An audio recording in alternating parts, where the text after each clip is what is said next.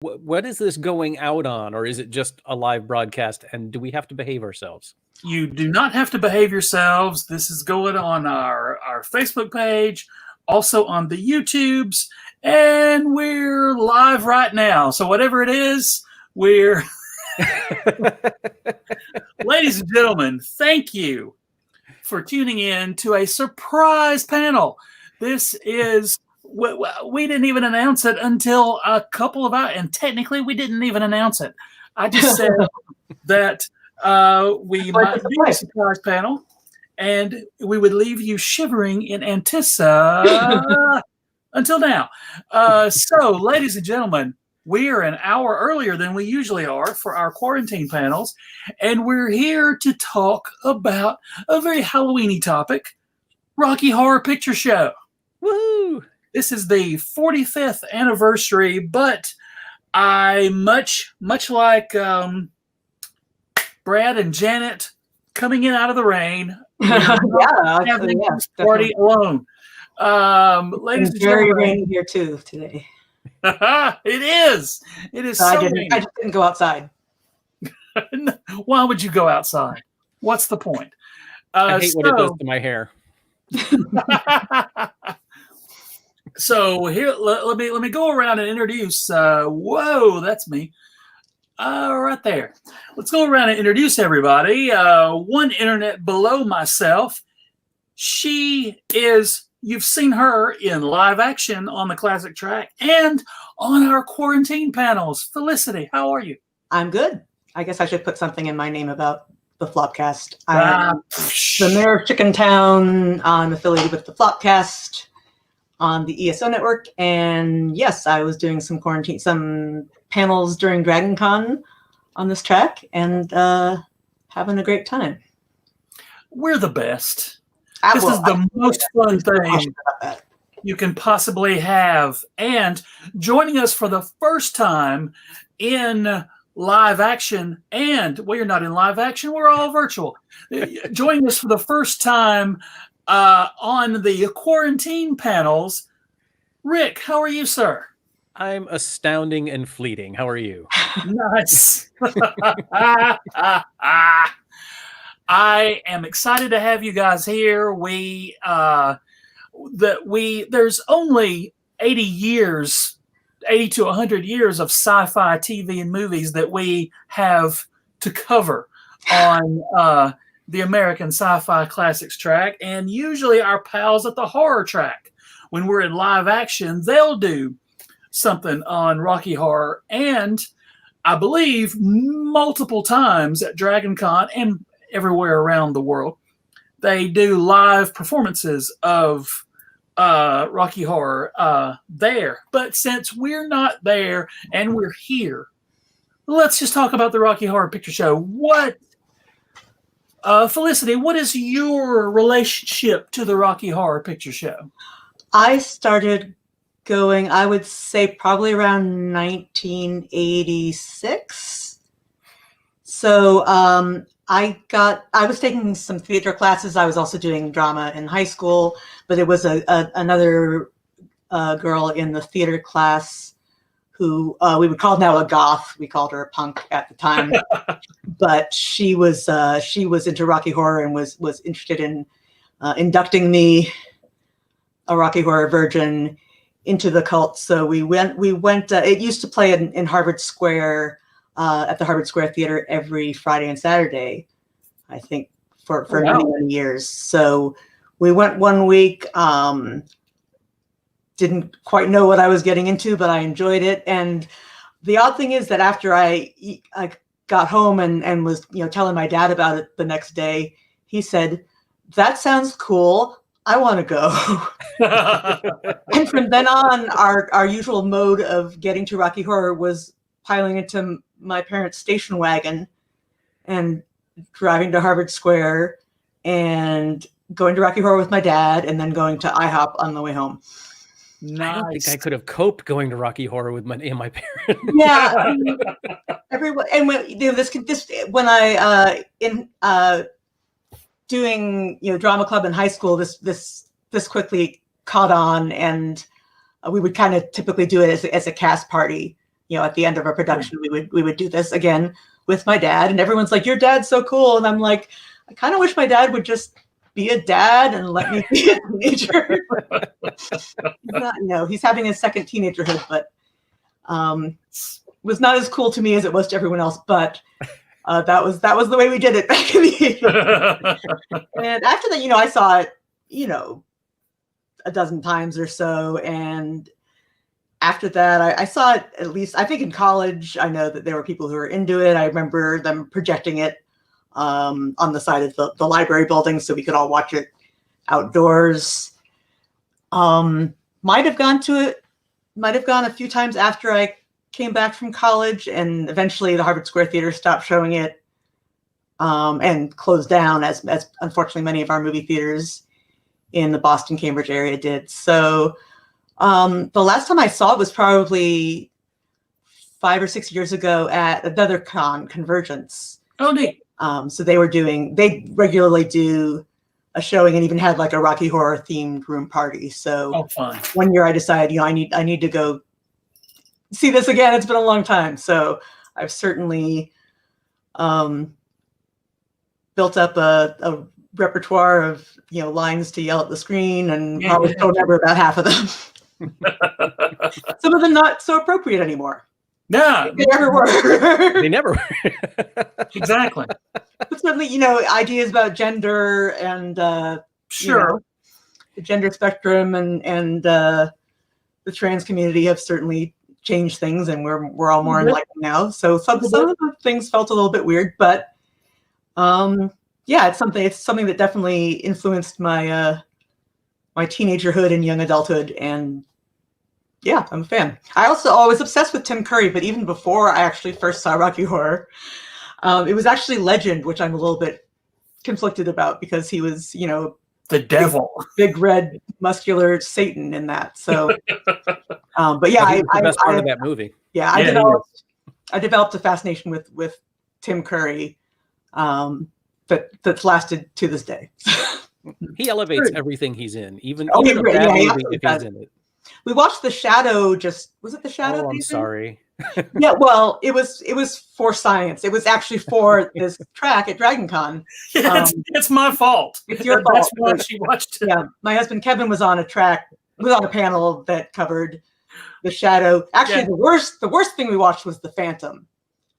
That is a bad movie with no redeeming qualities whatsoever. It's the dude is in a full leather plastic blue or purple bodysuit in the African. At least 2 of the Indiana Jones movies.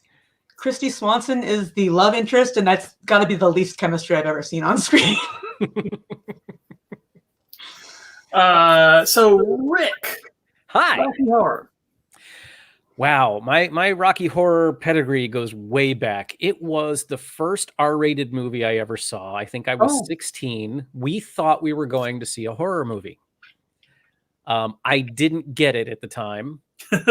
Fast forward a few years, and my group of friends in high school and we went to see it. It was I don't even remember the name of the theater now. Where that theater stood is part of a Home Depot now. So, it was one of those old one-screen movie theaters that probably most of your listeners are too young to remember. Oh no, I remember, but yeah. And we dubbed ourselves the Defenders of the Back Row. We always sat in the back row and, waited for the line in the song. And when everyone stood up, went, "Fuck the back row," we were like, "Fuck yeah." And then, and I've been trying to remember, because I knew you were going to ask me this. I've been trying to remember the progression of this, but I don't. But at some point, I met a girl either in, I knew her from high school, but we met up again in college, and she was part of the Shadow cast at a different theater. She played Columbia. And we got, we went to see it there, and we'd talk afterwards. And it's hard to tell now, but at the time I was a fairly skinny, blonde-haired dude. You see the beard. This is actually a little darker than my hair used to be when I had hair. So she asked me, they wanted to put together a floor show cast, because they had the regular cast, and the regular cast was having trouble getting into the floor show outfits in time for the floor show. And so I was brought in as floor show Rocky, and had a blast with it. And my then girlfriend was floor show Magenta. Or actually, no, she was just Magenta. There is no floor show Magenta. She just played Magenta. And then eventually their Rocky left. And so they're like, can you do both? I'm like, yeah, I'm a theater person. You know, I was in drama club. Theater is my career now. But at the time I'm a technician now, I'm a technical director. But at the time I was an actor. And so the first night I played both, you know, the Rockies, you know, striking the pose and then gets turned to stone. I hauled ass to the back of the theater and ran into the bathroom and got into the floor show outfit and got the makeup on and got back just in time. And they were all blown away that I could do that. Oh, wow. And I'm like, you know, as far as quick changes go, it really wasn't that bad. Yeah, ironically, Rocky has to put on more clothes for the floor show. Yeah. I will tell you this though, not for nothing. You haven't lived until you've stepped on a cold hot dog wearing fishnet stockings and no shoes. As for how many times I've seen the movie, I stopped counting at 60. I have no idea. Oh, it's got, well, I mean, I was doing the Shadowcast for a few years, so it's got to be well over 100 times. Now I haven't watched it in a long time. I'm trying to remember the last time I went. It's got to be 20 years ago, easy. Because my wife and I have been together almost 18.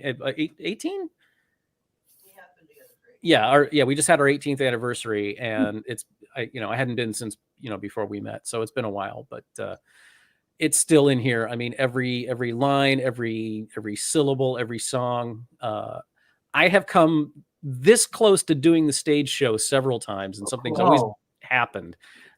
Twice I was in, you know, we were in pre-production and then something shut it down. When I went to grad school, and my wife she was an undergrad. Did you work on Rocky Horror? No, I came in right after it. Okay, we both came in like the semester after they did Rocky Horror. Man. Yeah. Oh, I came in a year after. Okay. They'd already stolen all the shoes. But my dream is to do the show, to do the stage play, because I have the soundtrack to the stage play. I actually like the music from the stage version better. Yeah, I remember having the Roxy cast. That's the one. Yeah. Oh wow. It's got much more of a doo-wop feel to it. Yeah. I like that too. And I've seen a stage production. That was again long ago. It was while I was in college, because my boyfriend at the time was a fan too. So we managed to see a stage production of it that I thought was pretty good. And I think I even had the script book. Oh, cool. Stage show as well. Rocky Horror was a missing part of my nerd repertoire until I got married. And I got married to, I'm still married to her. I got married to a lady who loves Rocky Horror, and my wife Stephanie introduced me to it, and I realized upon first viewing, this is weird. And this is me saying that. But after this, then I watched it again, and I think I got it. Like something clicked on the second viewing. And now we watch it every Halloween. It's streaming now. Like unlike a lot of Halloween things. Yeah. So if you don't own the physical media, which I recommend, I think I owned a VHS copy. Yeah, I got it too. Yeah, but if you got it, it's streaming now, and so is the new the live remake they did on TV a few years ago. I did not watch that. We watched that last night, and we can get to that. I thought like when Glee did it. They did a few numbers from it. That's when I was still watching Glee. So, well, I haven't seen any really modern productions of it. It's okay. You didn't miss a ton. But so what, Rick? What would how complicated, knowing Rocky Horror as you do? How complicated would that thing be to put on? The stage show? Yeah. Well, I mean, it depends on how elaborate you want to get. I have seen productions of it that were very simple, and I've seen productions that were incredibly elaborate. I loved there were a lot of things to like about that Fox version. We can go into the details of it at some point. Yeah. But, I love things like the bed scenes where Frankenfurter is seducing both Brad and Janet separately. Yeah. And it was like a wagon that came out, and it was, more or less vertical. So they were in beds, but they were like standing up and, maybe leaning back just a little bit. I thought that was really cool. So there are a lot of ways you could simplify the scenery of it. The biggest hurdle for doing Rocky Horror is, other than the fact that you need an incredible talent to play Frankenfurter. If your Frank is the weak link, then your show isn't going to work. And that was the big problem with the NBC show, or the Fox show rather. And no, I can't remember her name. The woman who played Frank. Laverne Cox. Thank you. Is that her name? I think it's yeah. We'll go into that. You have to have an amazing person to play Frank, and Riff Raff too. I think those two parts really have to be strong. Mm-hmm. But you've got to have a good band. You've got to have a really on top of it rock and roll ensemble, especially a saxophone player. So that's kind of one of the things that's held us back. I've been trying to talk I'm the technical director of a college theater department, which currently we are on the big pause like every other entertainment. But I'd love to do Rocky Horror, and I'm sure I could talk our main acting director into it, because I'm sure he'd go for it. I've actually kind of hinted a little bit, but we're just not sure we can get the talent for it. Yeah. Well, hopefully that kind of thing is going to improve in the future, where we have to live all our lives. We can do things when we can do things again. The future is where you and I will be spending the rest of our lives. I want to do a live performance of that script. I just want to. I gotta get that. I gotta make that happen. But because Rick, a friend of ours, Sean Ray, tried to make that happen at a live convention, and that didn't work. They do it for free. Yeah, one of these days we'll get that worked out. But what is it about the movie that it's 45 years old? It's only 5 years younger than me, and somehow 4 years younger than me. Yeah, it doesn't seem. I'm pleading the fifth on this one. I should have. It doesn't seem like a movie from the 70s. It doesn't seem like a 1975 movie. It still seems like, even though it was a retro thing, it doesn't seem like it's of any particular era. Definitely not. I mean, the 70s. It doesn't really, reflect other movies of the 70s. I don't know if I would call it timeless, but it is definitely, being a retro thing in the 70s. It really could be set anywhere. Yeah. The only disagreement I have with that is, if you compare it to the stage show was a lot more upbeat, and the movie has that 70s everything sucks and we're going to make everything depressing kind of. Especially the original ending, or I guess the ending itself isn't different, but the song you hear over the instead of the time warp of the end, you have the science fiction double feature sad superheroes and which actually is in the European cut. I forgot about superheroes not being in there at the beginning. So Jim probably isn't aware of that. If you started watching it like on home video or whatever, probably Superheroes was back in at that point. I think it was. They originally, I guess, I don't know if it was in the original theatrical release and then they cut it, or it just wasn't in it all, and they got it put just back wasn't, someone felt they needed to cut out 1.5 minutes for some reason, but it was still on the soundtrack album. Yeah. It was I know Brad had a song, his own song. I can't remember if that was on the soundtrack. It was definitely on the Roxy cast. Yeah, I don't think that one was in the movie at all. He sings a song called Once in a While. It's kind of like his set. Like, I mean, while Janet is off doing Touch It, Touch It, Touch Me, it's kind of his, Janet, I don't know what's going on anymore. Is this relationship going to work? And I love that song. Yeah, I'm so bummed it's not in the movie because it's a great song. They added it back in the Fox version, the newer thing. And I did not know it existed until that time. Or, I mean, I'd heard the soundtrack, but yeah, that was like, oh, wow, Brad's got an extra thing. Yeah.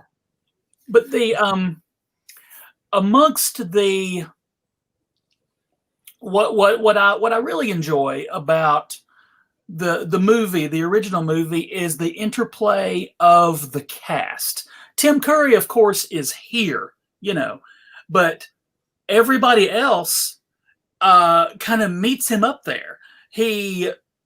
Very few of them you think of as comedic actors, and really, I don't know that a lot of them have done tons of famous things since, except, of course, Susan Sarandon. Yeah, Susan Sarandon and the other one, and Meatloaf. But Meatloaf was in the original. Brad, what is his name? How come? Barry Bostwick. Bostwick. Oh, kicking myself. But yes, Barry Bostwick. Well, he was in Ultra Force. I mean, thank you. Megaforce. Megaforce. Sorry. In fact, I when he was at Dragon Con a few years ago, I attempted to get him for a Megaforce panel. Little did I realize that, he was there for Rocky Horror, so he was a little busy. He couldn't do a Megaforce panel. In retrospect, can I ask you a question? Yes. Have you ever seen Rocky Horror in a cinema with the audience? I have not. That is another omission in your nerd cred. Something in your life. Again, they do it. Yeah, I mean, if they do it with a floor show at Dragon Con. I think that they at least do, the audience participation part. And I know you're very busy at Dragon Con, but I really get this into your schedule. But there's a local theater here in Birmingham, Alabama. Oh, that it's a fancy old timey theater, and they put on they show Rocky Horror every year, and I gotta go. Of course, at the moment I can't, but because of the apocalypse. But it's I need to. If I had watched it by itself the first time, I don't think I would conceivably have gotten into it the same way. It's not a very good movie, unfortunately. Objectively looking at it as just a movie, I'm not puzzled at its failure as a mainstream film. Right. Yeah. I think it's a little more appealing, like as a play. Like I could see liking the play. It's a little more of a pastiche of, and I mean, I think it's a clever. Richard O'Brien did a good job. Writing it. I think that it didn't like the schlocky feel until people really started yelling at the screen. Didn't really translate. Yeah. If you don't know already going in, trying to take it seriously, it's like it's kind of a, like I said, with my very first viewing of it, I thought, what is this? Because the story at first doesn't make a ton of sense, and then there are characters that pop in for. Like Dr. Scott. Yeah, Dr. Scott. What? Why is he there? And then all of a sudden, anyway. But if that's your only quibble, then yeah. But yeah, there's tons of stuff going on in that movie that requires multiple viewings. And a lot of that, let's talk about Tim Curry, for goodness sake. There's so much going on with Tim Curry as Frankenfurter. Well, Tim Curry originated the role. He was the first Frankenfurter when O'Brien. Now, the story of how the play happened is kind of interesting, and I wish I had more of the details here in my brain. But basically, it was like O'Brien was doing other shows, and he was writing this homage to 50s, B science fiction movies, and then basically put it on in like the upstairs cabaret over the theater where he was actually, doing his job. And I think he was like 18, 19, 20, something like that. And it just sort of like, it was never like a Broadway show. It was never a big hit on stage. But it attracted a great crowd. And then I don't remember how it got picked up as a movie, but it got enough attention. It was never a huge smash in the West End. It was all in England. And then it got made as a movie, and it was released in the States. And you said 75, right? It's been a long time since I've looked at the date. And it bombed. It failed miserably. And then I think, and folks, if you want to email me and correct me on this, I think it was a theater in New York that just on a whim, so let's show this at midnight and see what happens. And it was like it like lit the fuse for cult films everywhere. Yeah, absolutely. The thing is, I was a fan already of those films that it was making. It was doing the satire of. So I got that part. So I came into it from there, and I went, oh, yeah. As a teenager in the 80s, I wouldn't have necessarily picked up on that. But I was while also watching 80s stuff. Mm-hmm. I had the VHSs and the laser discs Ooh, fancy. The olden times stuff too. But Rocky Horror was just such an approximation, a combo platter of all of those things. Right, but, you've got aliens from the planet Transsexual. And I can't see Tim Curry, although he does a million things literally in other movies. I can't see him as anything but this. That's funny. I watched Clue. I watched Clue like yesterday morning, and he's just a plainly dressed butler in it. He's great. He's so good in that too. He's good in that too. But every so often in his line readings, Frankenfurter comes out. Yeah. He's got a very distinctive mouth and way of talking. It's all in the mouth. I think the mouth is always Frankenfurter. There's a couple of videos that have been circulating like on Facebook lately that are interviews with him from the Rocky Horror time when the movie came out. And yeah, it's like he is a much more low-key Frank whenever he's talking back then. There's a great one where he's like in Wisconsin or Michigan or something like that, and he's being interviewed by this woman who has no idea who he is. She's wearing Frankenfurter makeup because they told her to. And she's absolutely a horrible interview. And he handles it so beautifully. It's like you're sitting there the whole time watching this interview, just cringing at how awful this woman is and how narcissistic she is. She's like the opposite of what a good interview should be. And yet he's so classy. And you could see in his face that he just wants to absolutely burn her to the ground, but he's just rolling with the punches, and it's just brilliant to watch him. I was just looking up. I was looking up what year he did he did a couple albums, and he had like a minor hit with "I Do the Rock." I Do the Rock, yeah. What? It looks like his second album was in 1979. Yes, that was what "I Do the Rock" was from. Mm-hmm. Imagine if William Shatner could sing. So take someone who actually has singing talent with the absolute lack of any inhibitions. And that's what you get with Tim Curry's music. Yes, immediately after this, Joe, you need to go find "I Do the Rock." Yes, you do. Okay, all right, 100%. I will. Also, another thing in which he sings is I know there have been more recent like adaptations of this, but it was back in the mid 80s, I think. He was in The Worst Witch. Yeah. Which had a boatload of Charlotte Rae and Diana Rigg were in that, and Fairuza Balk. It must have been. I think it was shortly after she did Return to Oz, so she was still young. No. Right. Star of it, but yeah, the Grand Wizard is played by Tim Curry, and he has this kind of he sings "Anything Can Happen on Halloween." Nice.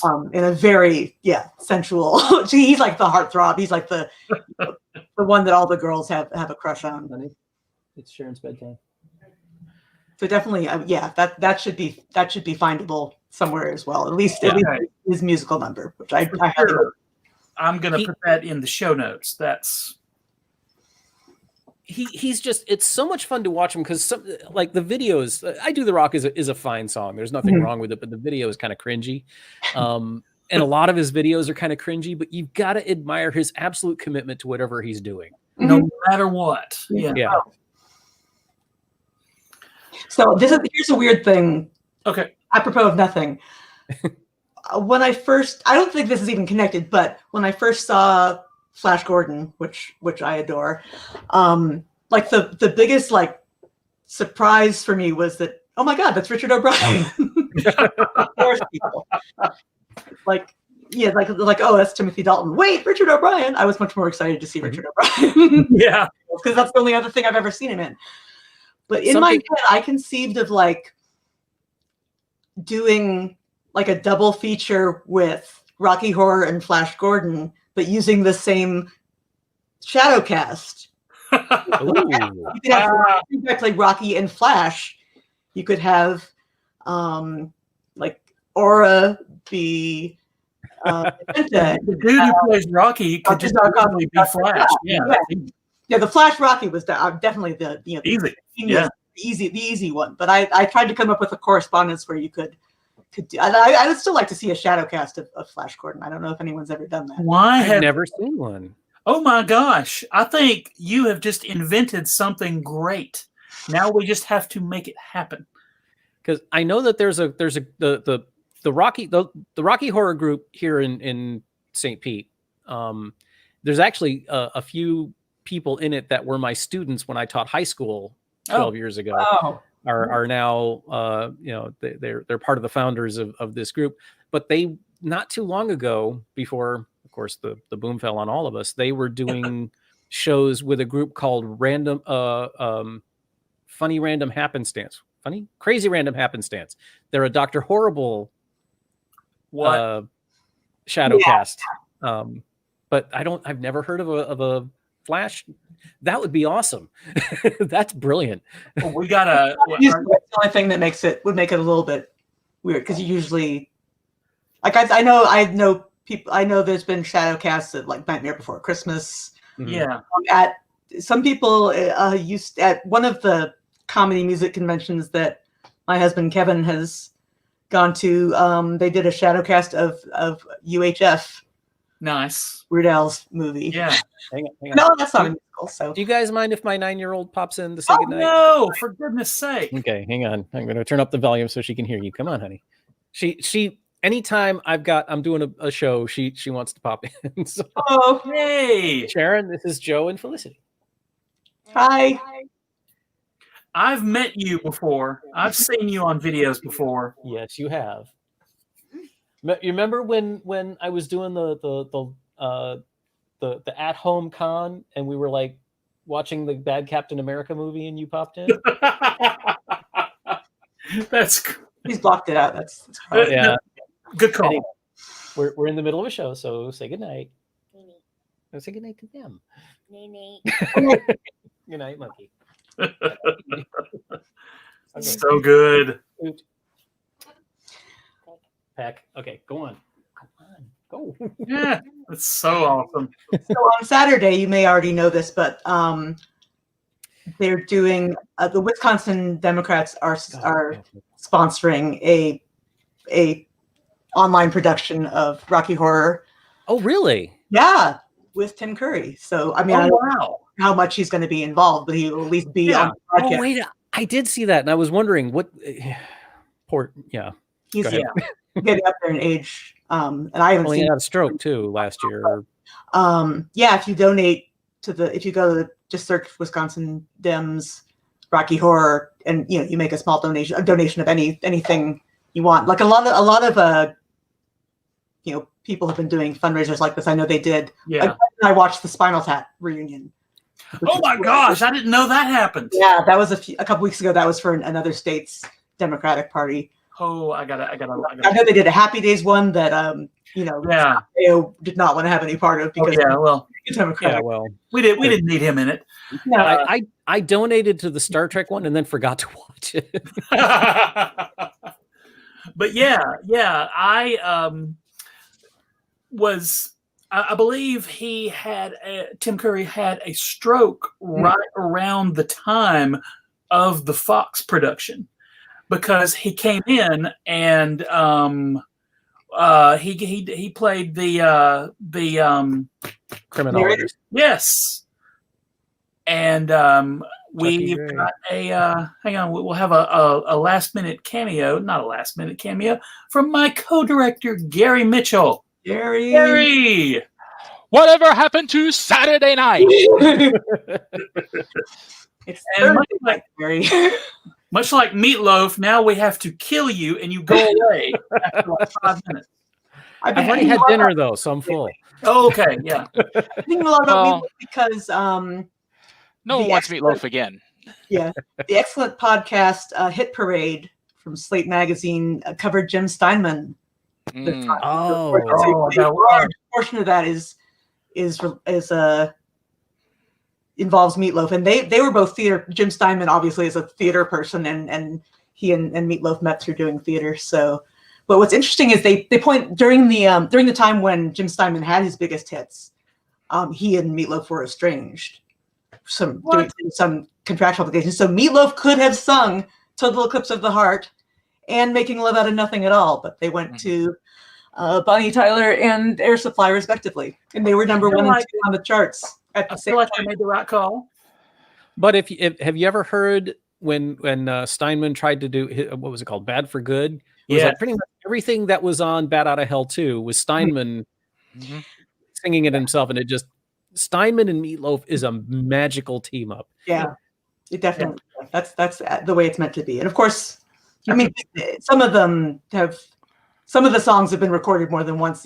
Celine Dion originally did "It's All Coming Back to Me Now," but Meatloaf recorded a version, I think, for "Bat Out of Hell 3" at some point, and Bat Out of Hell 3. It's also coming. Yeah, and It's All Coming Back to Me Now also was on, if you ever get a chance, hunt down Pandora's Box, which was Steinman's all-female group album. That's just... Yeah, that came up in the podcast, and I was going down a Wikipedia route. Yeah. Yeah. Pandora's Box is amazing. Gary, this is not the Meatloaf podcast. Gary, did you know that Tim Curry had albums in the 70s? Well, who didn't? Me. Well, how old were you, Joe? Of course, that's no excuse. The Jackson 5 and little Mikey Jackson. Little Mikey.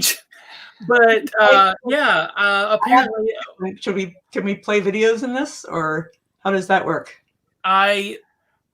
Kind of technically we can. We got to share the screen. Okay. The big question is YouTube gonna yank us down if we play more than? All right, maybe we'll put it in the show notes. But what's the name of the song? I Do the Rock. I Do the Rock. I Do the Rock. Mm-hmm. Man, there's a line of. I mean, one of the audience lines in Rocky Horror refers to. Okay. Okay. And then what is we covered this before you got here. Tell me what your connection to Rocky Horror is. Like a lot of people, I discovered it, I think, in high school through friends. I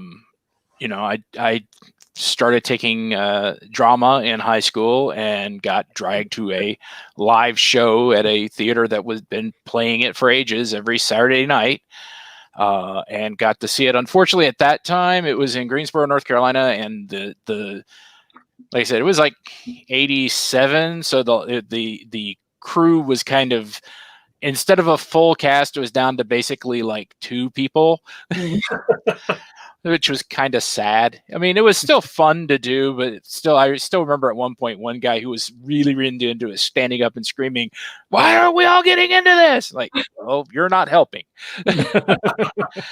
But then I remember when I did finally get a chance to see it at DragonCon with a full live shadow cast and just going, all right, yeah. You need to take Joe because he's the exception. Is Joe a virgin? The rest of, no, he's not a virgin, but the rest of us have that theater person. I didn't see it in the first thing I did in a theater with an audience. Yeah, if you really can, it's best to see it in an old school theater, which actually still has a stage in front of it, where they can get up and dance around up there. I really, now that you say that, Gary, I told them earlier, we have such a theater here in town, in Birmingham, and they do show it. I just haven't been. So it's double dumbass on me. Fix that. Yeah. Of course, once COVID, that's one of the things is like, what's amazing to me about this movie that, we're at 45 years now. And it's still, up until, COVID, it's still, you can find it somewhere, usually playing. I mean, and I meant to double check this before coming on tonight. There's a theater in Germany that has been showing Rocky Horror since it came out every week for the entire 45 years. Every night, every week, they've got it. It didn't take off as a cult film in U.S. till several years, bombed, and then was resurrected as a midnight movie, several years later. Yeah, and if you haven't seen it, there's a wonderful documentary called Midnight Movies, which covers Rocky and El Topo, Night of the Living Dead. I have that on my watch list, so it's phenomenal. So, what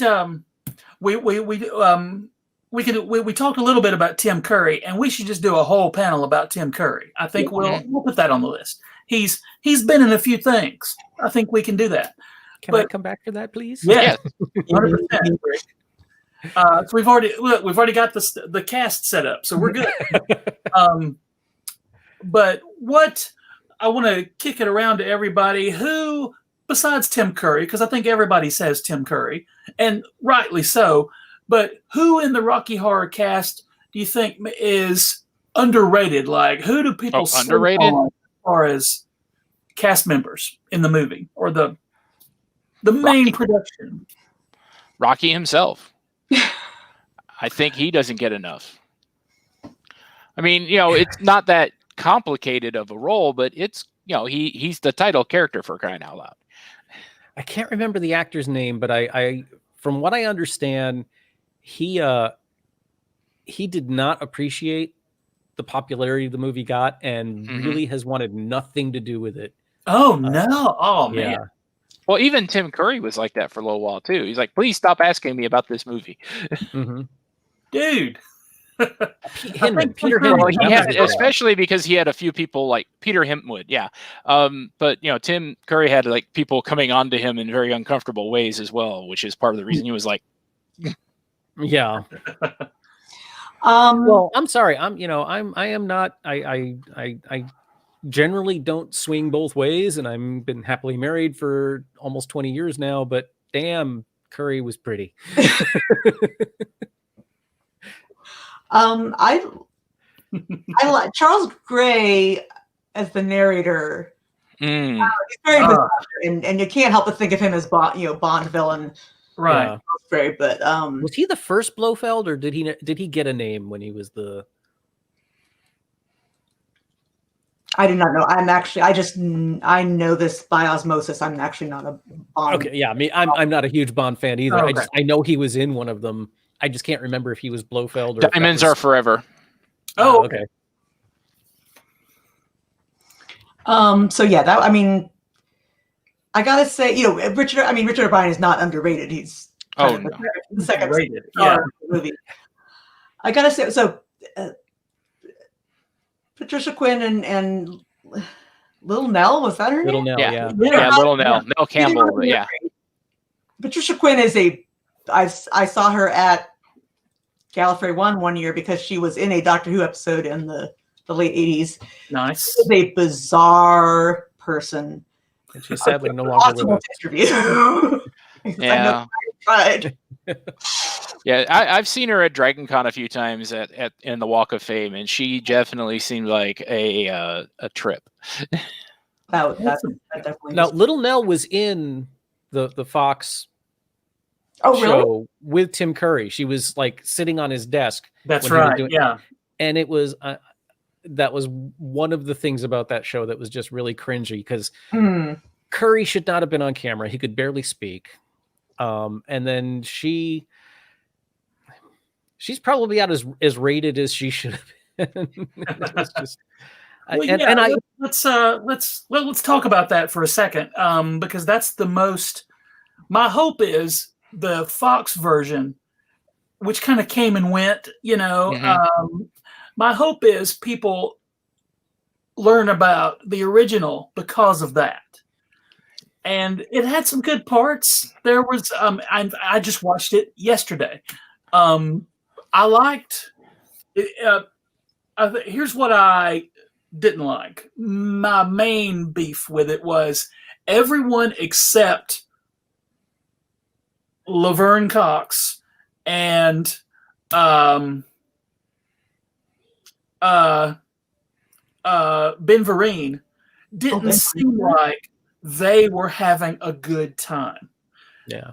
Laverne Cox and Ben Vereen are just owning it. They're just going for it for the entire time. Well, it seemed like they knew what what the show was. Yeah.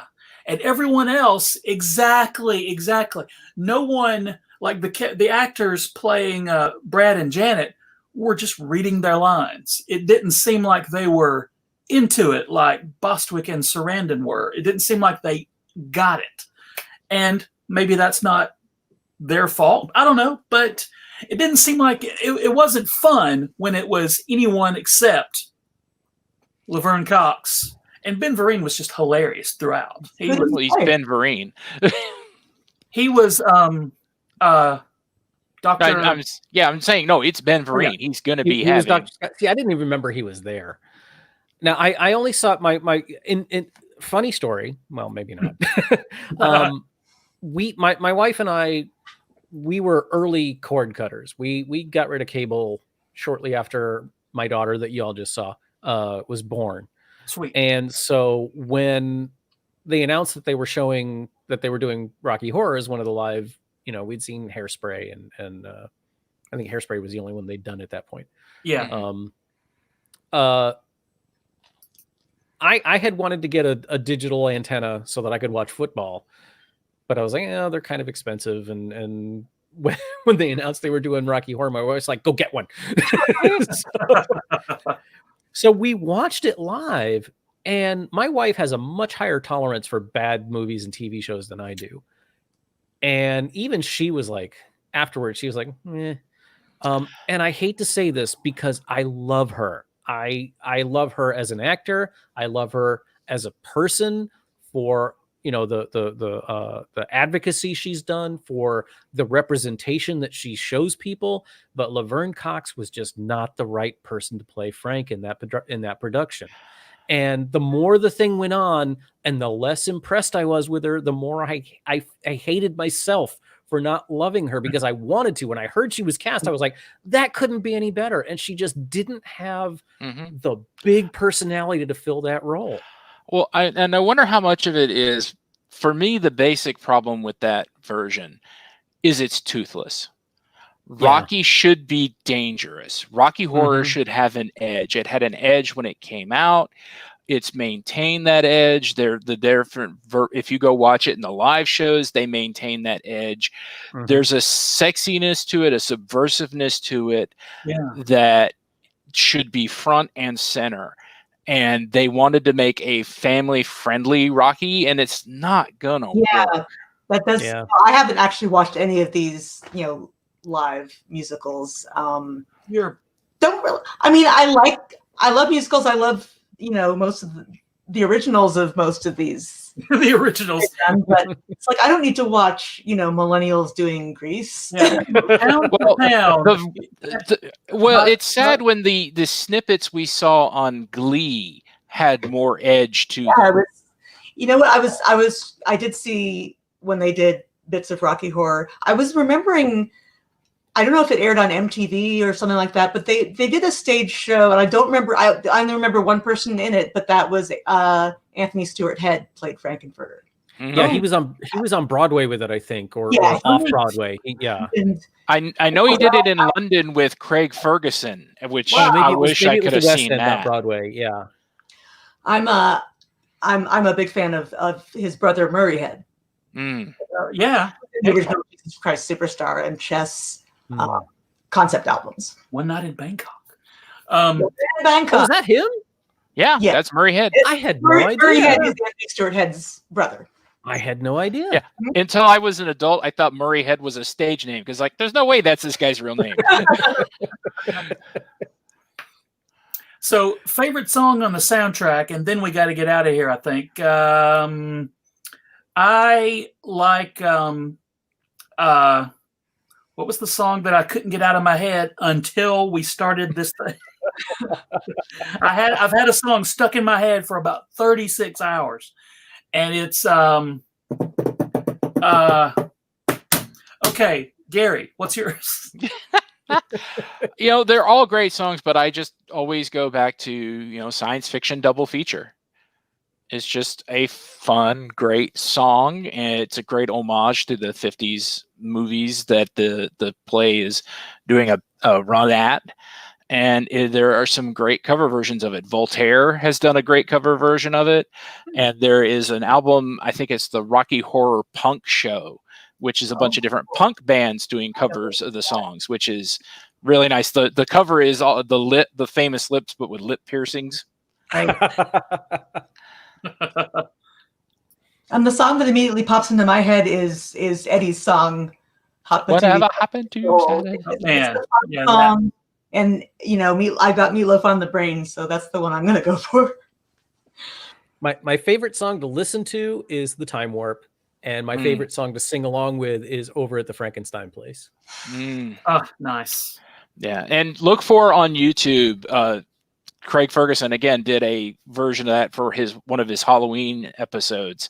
He did that as the opening number with the rabbit singing, and it's well worth a watch. It's on YouTube. Find it.